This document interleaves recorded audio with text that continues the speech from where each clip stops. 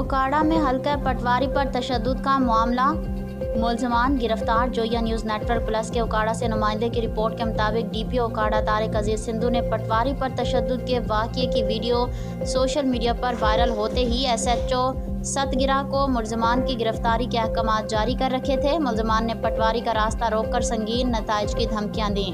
रियाजुल हक की मदियत में मुकदमा दर्ज किया गया। थाना सतगिरा पुलिस ने 24 घंटों के अंदर ही मुलजमान शहरियार, गुलजार और बाबर को गिरफ्तार कर दिया। मुलजमान ने मुकदमा की रंजिश की बिना पर हल्का पटवारी को न सिर्फ शदीद तशद्दुद का निशाना बनाया बल्कि वीडियो भी सोशल मीडिया पर वायरल कर दी थी। डीपीओ उकाड़ा का कहना है कि मुलजमान को करार वाक़या सज़ा दिलवाई जाएगी।